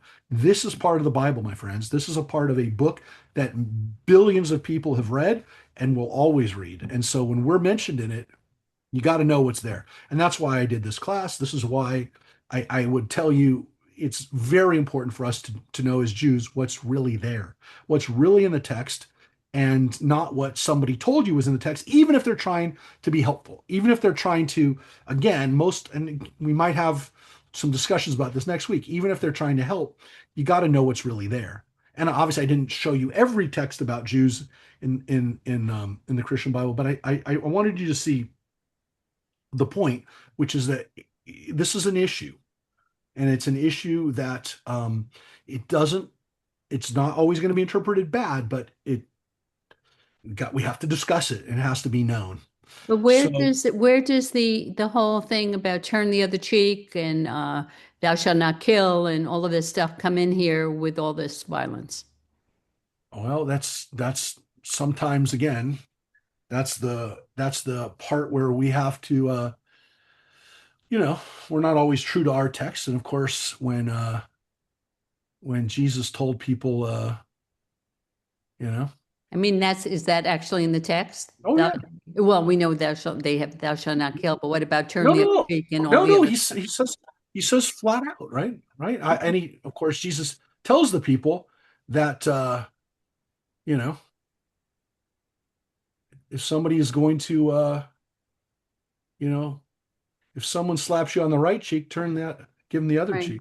Mm-hmm. So understand that the Christian Bible is got some very beautiful teachings. This is the Sermon on the Mount, one of the most beautiful teachings in history. It truly is. I mean, if we're going to look at again, where's the pinnacle of the Christian teachings, of Jesus' teachings? It's right here, right? Blessed are the meek, for they will inherit the earth. You know this stuff because it's so beautiful, right? Blessed are the peacemakers, right? The people who create shalom. But yes, it is tough to then understand that people then went on murderous rampages across Europe and killed Jews whenever they had a chance. So yeah, it's tough to know that this is there and know that a Jewish teacher was teaching some beautiful teachings that were perverted later on. We'll talk about that next week, and I promise you, the Catholic Church has addressed this to some extent. They've come to terms and have been very they've been very remorseful and have asked for forgiveness to some extent. But we'll get to that. We got to get to that. That's where we're finishing next week. We're not starting there. The first part of it is going to not be so good, and then we'll get to the place we are now, where thankfully we have church bodies that are have a much different take. Rabbi, So, yes, I never speak up, so this is kind of hard for me. But I wanted to talk a little bit about Saul again, because I yes, heard a few questions that people yes. asked that Thank you, were, Glory. were partially Gloria, addressed and partially not. Gloria, I would never volunteer you, and I appreciate you saying Well, that. I'm not comfortable speaking, You but I'm need to gonna. you need to volunteer her. Don't listen No, to no, her. I'm not. John, I'm not going to. Sorry, I'm not Okay, going to so volunteer. I just really briefly. First of all, Saul was prosecuting the Christians, the new movement, and he was. You didn't mention this part. He was struck down by heaven, a god, and was blinded Yes, for a few days. And he, didn't know what was going on, and etc. And he was told by God to go to a certain place, and somebody's going to approach him, which he did. And he was blind for several days. And he then Ananias came to him, who was the man that God sent, and put his hands on him and said, I'm going to heal you. God has asked me to heal you from your blindness. And now he wants you to go out and, preach about Jesus. So Saul was chosen by God to be his instrument to proclaim to the Gentiles. So he was chosen by God to be like the teacher for the Gentiles. You mean the converter in chief? So because, well, he got his sight back. So he's a witness to it. He lost his sight, and then it was brought back to him. I did not tell. You're right. I did not tell all of Saul's story. And again, that's real important to know, because Saul did feel like he was, um, to some extent, experienced a miracle. Whether the other followers of Jesus believed that miracle or not, there seems to be maybe a little bit of difference of how they took that. But absolutely, it was very important to him. Yes, he had a deep belief. So I think it's important to stress that. Yeah. What else? But you were going to share something else. I was going to say something else. Well, I was just going to say that is why he is preaching to the Gentiles. That's one of the big things. And that is Yeah. why he converted. And then he eventually, down the line, he was changed his name, because Saul was evil and Paul was like given a new name. Yes. And when people go through those kinds of conversions, they sometimes rename themselves. Yes. So Why was Saul considered evil? he considered himself evil. He was trying to persecute the Christians. So He was here actually. If you want to read the story on your own, it's Acts 9 in the Christian Bible. So meanwhile, Saul was still breathing out murderous threats against the Lord's disciples. He went to the high priest and asked them for letters to the synagogues in Damascus, whether it be men, women. He might take them as prisoners to Jerusalem. As he was on his way to Damascus, light from heaven flashed around him, and he fell to the ground. And he heard a voice say, "Saul, Saul, why do you persecute me?" So that's where it starts there, and that's when he goes blind. yeah. And by the way, that one of the only reasons I'll just say, Gloria, that I didn't get into that is because that's what he claims had happened. And I'm not saying it didn't happen, but I'm saying at the end of the day, it is important. So it isn't, but I didn't know how much time we'd have, and I wanted to rely on what he said and what he taught, because in the at the end of the day, yeah, his motivations, it's difficult for me to, and that's why I didn't even want to speculate. Is he does he become self-hating? I mean, there definitely seems to be a element of that, but I don't want to say that, but I want his words to speak for itself. And he both articulates what Christianity will become and to some extent explains how this separation happens. It's because of Paul, because it does not seem like the original Christians were so sure of that. And again, the relationship between Paul and Peter doesn't seem to always be good. Um, and I think in all fairness, um, it's probably because Peter and some of the other people saw this guy as someone who didn't even live with Jesus, never spent time with him during his lifetime, and so they probably said, "Who is this? Who's this guy? That's going around now telling everybody that he knows Jesus. He says he saw him in a vision, but where's the you know you Well, know they were all afraid of him because he was the one that was, trying to get them murdered. And then he changed his mind. yeah, but he also, I mean, look, Sounds like he was this a Roman. this is the, well, no, he's a Jewish Roman though, right? He's a Roman citizen, but he's a Jew. But look what happens. I mean, I'm just going to just to Glory's point, I just want to show you how bad the relationship was at one point. When Peter came to Antioch, I had to oppose him to his face, for what he did was wrong. So this is Paul speaking. When he first arrived, right, he ate with the Gentile believers who were not circumcised. But afterwards, when some friends of James came, right, James is the one who's running the church from Jerusalem, Peter wouldn't eat with the Gentiles anymore. He was afraid of criticism from these people who insisted on the necessity of circumcision. As a result, other Jewish believers followed Peter's hypocrisy, and even Barnabas, who was Paul's friend and his assistant, was led astray by their hypocrisy.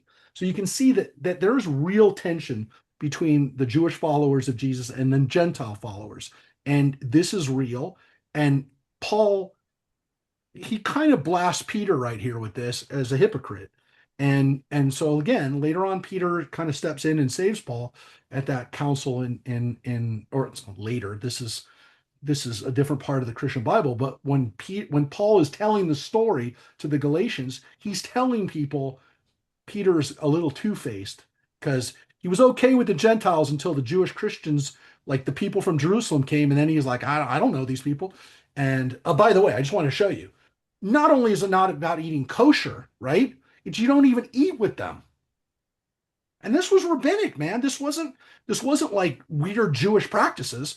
This is what most Jews wouldn't eat with Gentiles. So Peter was eating with Gentiles, then stopped, and then he's telling people don't behave like that, right? And I'm only saying I don't know. I don't have Peter's side of this. I only have Paul's side. But if I'm Peter, Jesus is one of his closest friends, and Paul gets in your face, and doesn't say like literally in his face, but he, opposes him. Who's this guy? Who's this guy's calling me out, and making fun of me? Okay, maybe he's, even if he's right, I don't want some dude who didn't know Jesus face to face telling me how I'm supposed to behave. But Paul basically calls him out on it, not because of whether he's right or wrong in the interpretation, but that he changes. He does whatever is comfortable for him.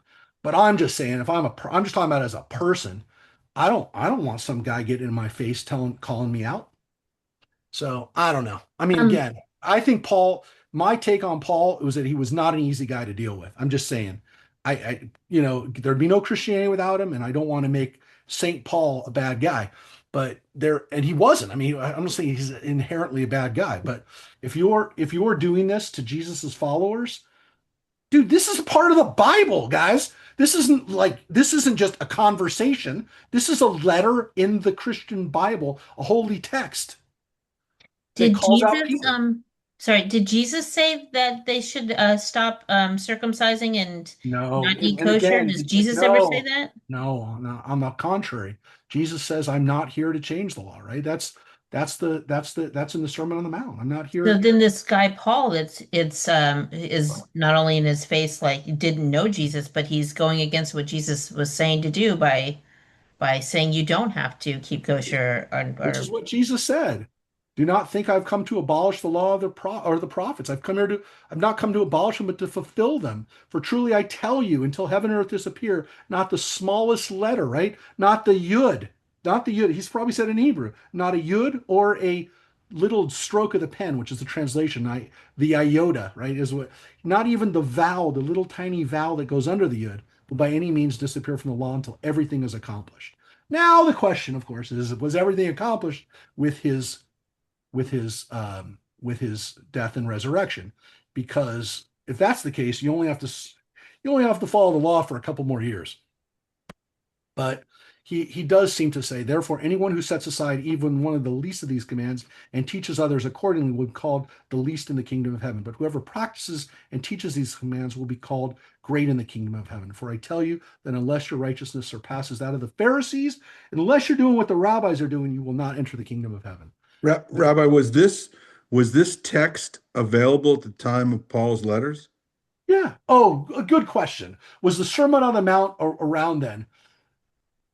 If it wasn't, John, we got a real problem. I'm not going to say it didn't, because I would say it was, but you're right. If Jesus's rules and his teachings and his arguably the most famous of his teachings wasn't around then we have a problem. But assuming that it was, this is why the argument is there, is because his church in Jerusalem is telling you, I know what Jesus said. I heard him say it on the Mount, that you have to keep the law. But again, some people are definitely interpreting it as that once Jesus died, faith in him is enough, and you don't have to follow the teachings anymore.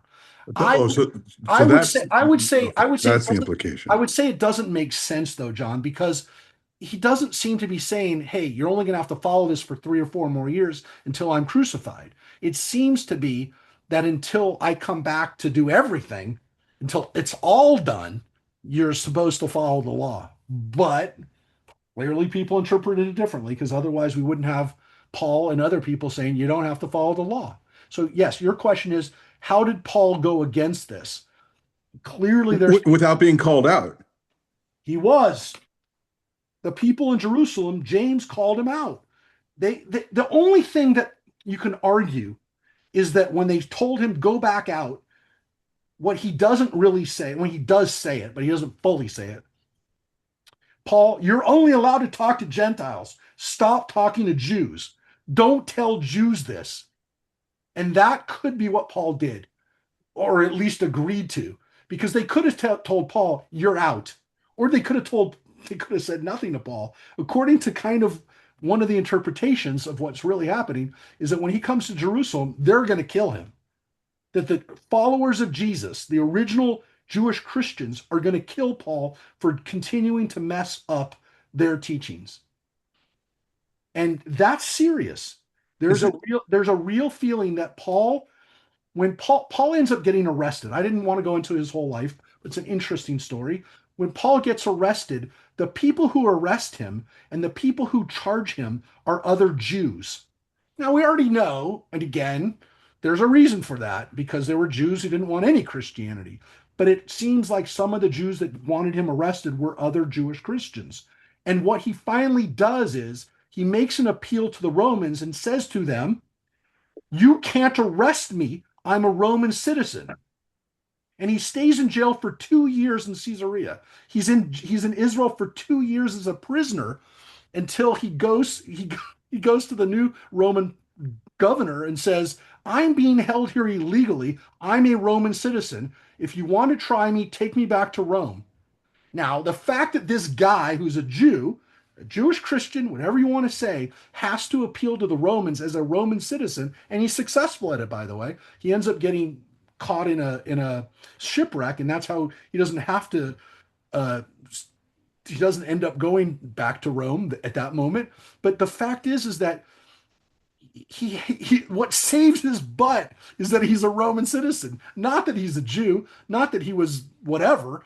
not that he was an early Christian, is that he's a Roman citizen. So it's a very interesting scene. And Paul is an interesting guy. And I would say maybe again, one of the most important people in history, if not the most important person in history, if you really want to know. But he's an interesting guy. And thank you, Glory, for now. I gave another 20 minutes about Paul. Sorry. But No, but no, I it's think important. And Glory, did I cover other stuff with Paul? Yes, Yeah. but I don't know everything about him. No. But the fact that he's a Roman citizen is Yes, a really, I do remember hearing that. it is an interesting thing because it does get him out of to some extent, get him out of jail. It's his get out of jail card is that he's a Roman citizen. It doesn't really get him out of jail, but it gets him out of Jerusalem. Yeah. Hey, Robbie, do you think John, um, um, oh my gosh, Daver? yeah, do you think that when he's giving sermons or when he's teaching his Bible, do you think, or adult classes, do you think he discusses these nuances? You can ask him next week. Is he coming on? Yeah. I hope so. We'll see. Yes. We'll see. Oh, But yeah, we get to put him in the fire. I wasn't going to say anything, but That's good.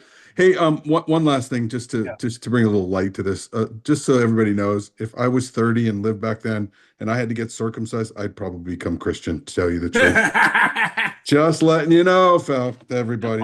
I don't think you have much disagreement with most people. When somebody comes to you and goes, "Hey, you can become a Jew now. What do I have to do? You can eat ice cream. Oh, I'll do that. I'm there. All you have to do is have some ice cream."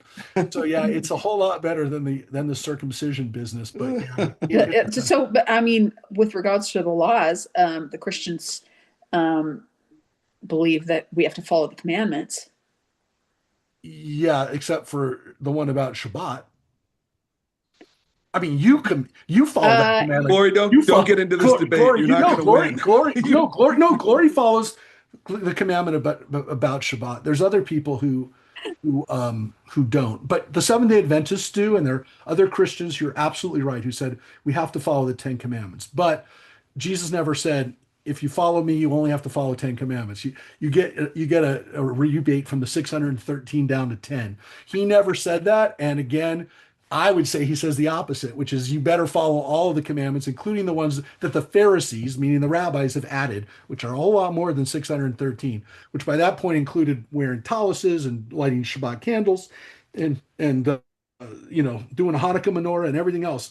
So there are more and more Christians that are doing that. We will talk about it next week. There's more and more Christians that are saying we are not supposed to give up on the laws because they read the Christian Bible and they said it's not what's in the Christian Bible. But that has a lot to do with the rise of Protestant teachings and reading the Bible and making sure people had Bibles and giving people a Bible in their hand. And that changed it a lot because when people only had stuff spoken to them and read to them in the church, they heard oftentimes a very select and different message. And they especially heard the letters of Paul, and they heard certain texts which really weren't the whole picture. Well, that it's until it's accomplished. That's a heck of a loophole in terms how you interpret that. I mean, wasn't that what Jesus said when he was being crucified?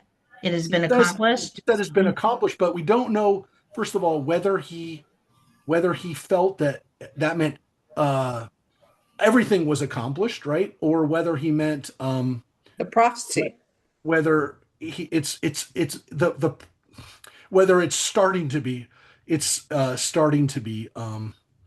to be done. But there's a possibility that when Jesus says as his last voice, it is complete, that maybe he was speaking about that. It also could be, by the way, that he actually, as I've argued before, is actually giving us Psalm 22, which is a midrash, his life being a midrash of Psalm 22, which is what I shared on our Christian trip, Christian and Jewish combined trip a couple years ago when we went to Jerusalem and went to the Church of the Holy Sepulchre, which is when I told people that Jesus seems to be at the last minute of his life actually telling people when he says, Eloi, Eloi, why have you forsaken me? Lama sabachthani. When he says that in Aramaic, O Lord, why have you forsaken me? He's not saying that God's forsaken him.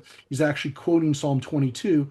And when he finishes Psalm 22, that's when he gives up and his last breath, and that maybe he's actually not saying it is finished, meaning all the prophecy, but maybe he's saying that's Psalm 22. I actually remember you teaching that when we Yeah. were studying the Psalms the first time we went through the Tanakh, and you Yeah.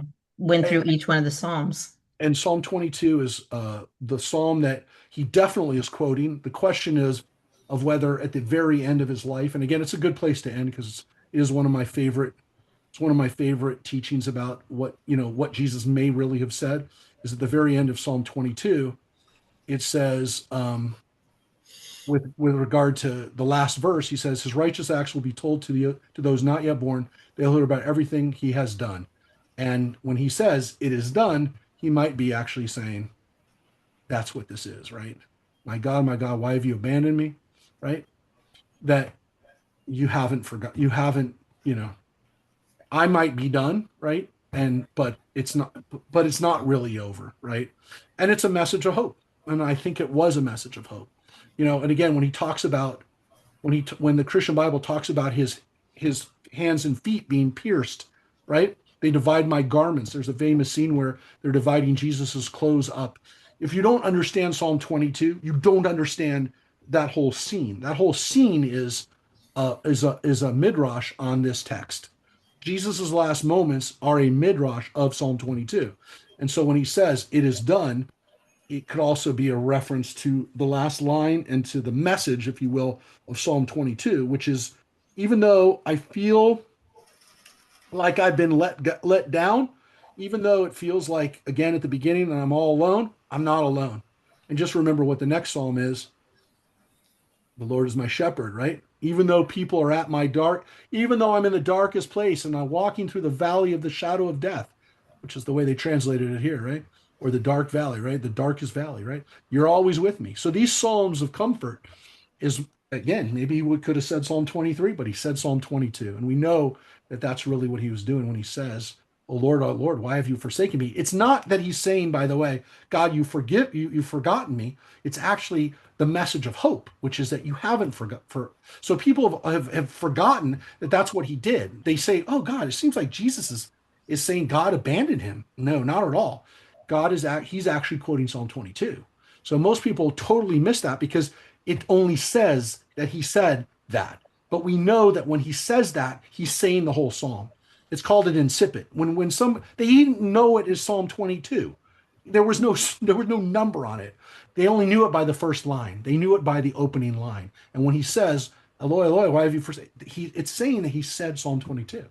Anyways, that's a part of the Christian Bible that is not really well known, but is 100% a fact that this is an example of how Jesus taught and how early Christians taught and how they knew it and why we had to keep why the Christians had to keep our Bible. So if you don't have the Bible, if you don't have Psalm 22, how would you know what he said? How would you know what he really said? So that's why it's real important, obviously, for Christians to know the Hebrew Bible, and why it's real important for us to know the Hebrew Bible, and why it's also important for us to know the Christian Bible. So now you probably read more Christian Bible than you ever thought you would in a synagogue class, but I will tell you, I hope I do believe you're better for it, and that you understand who you are a little bit better and understand the world that we live in. So next week, again, we'll take it up to how this stuff plays out today, because how it plays out today is our lives, folks. And when we hear people like Tucker Carlson and other people on in the media talking about Jews and about why they get us into trouble, understand that sometimes, in some cases, all they're doing is reframing and reinterpreting lines from Paul, unfortunately. So, with that, folks, I wish you again a good evening and thank you for being here and thank you for being a part of this. But come back next week so that you can hear how how the story doesn't end, but how it continues. Thank you for doing this, Rabbi. you. It was Great wonderful. class. Thank you, Thank you. Rabbi. Thank you. Absolutely. Thank you, Rabbi. Sure. Bye-bye. Bye. Bye, Good everybody. night. Thank you. Good night. Okay. Yeah, it's not going away. I'm still here. I'll take a private class. My computer, my thing is not my mouse. Maybe it's divine intervention. Maybe I we know. want No, to keep going. Nobody's left. Everyone's here. Otherwise it, yeah, I know. But the funny thing is that it happened a few times before too, where my mouse pad is not being responsive. And when it's not being responsive, it's not fair to anybody. Can you take There- us there are off things- recording right now? Make sure nobody's here. I got something to ask you. Hold it. Good point. Let's make sure that this stops and stops. Elise is still there. Gail's there. No, we're okay.